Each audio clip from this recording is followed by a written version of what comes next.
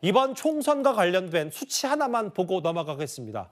아시는 대로 이번 총선의 결과 민주당 175, 국민의힘 108입니다. 대략 한 70석 정도 가까이 의석수 차이가 나는데 득표율이 중앙선거관리위원회로 공개가 됐어요. 전지현 변호사님. 의석수는 민주당 161, 국민의힘 90, 지역구 의석수는 그런데 여기를 좀 보면 득표율 기준으로는 봤을 때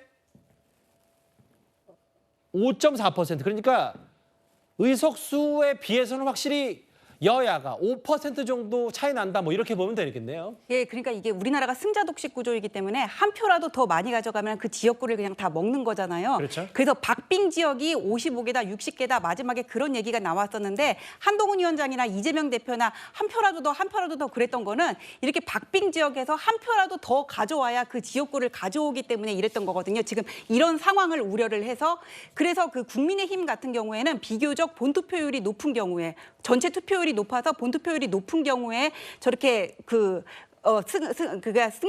가지고 온 경우, 이긴 경우들이 많고, 예. 또 민주당이 이긴 경우들을 보면은 사전 투표함을 열면서 나중에 뒤집어진 경우들이 많더라고요. 예. 투표 과정을 보면은.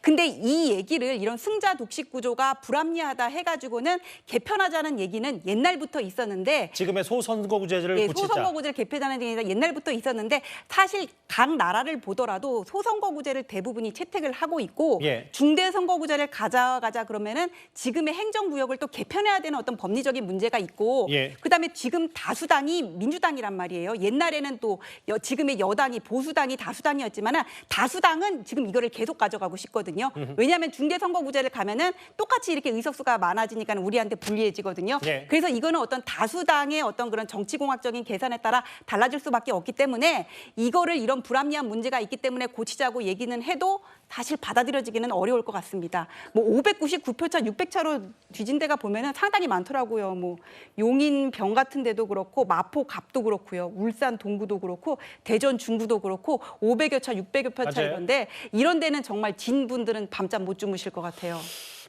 이거잖아요. 그러니까 민주당 지역구 후보에 투표한 이번 유권자 1,475만여 명 정도 되고, 반면 국민의힘은 1,317만여 명의 유권자가 국민의힘 지역구 후보에게 투표를 했다. 그러니까 뭐 이게 이런 선거구제 특성상 지역구 의석차는 70석이 넘게 차이 나는데 득표율은 별로 차이가 안 나네, 뭐 이런 정도의 생각은 갈 수 있을 것 같아요. 다만 이런 거는 있겠죠. 박성민 비서관님.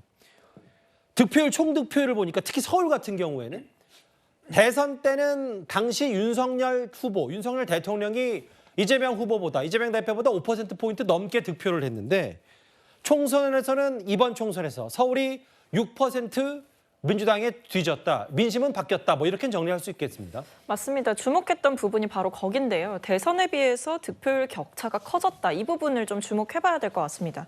지난번 대선 때는 다들 아시겠지만 0.73%포인트 이렇게 차이가 나지 않았습니까? 근데 이번에는 5.4%포인트 차이가 났다고 하더라고요.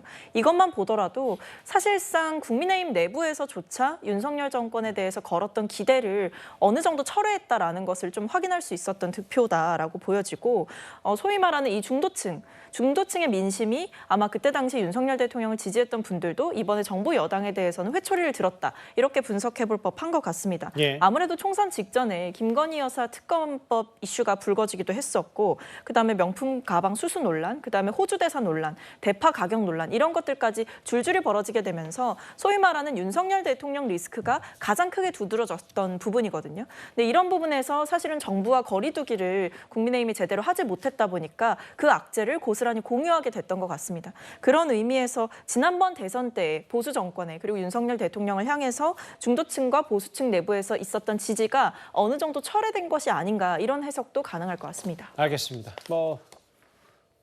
추가로 집계된 이번 22대 총선의 민심, 표심까지 길지 않게 만나봤습니다. 이 본진 여기까지고요.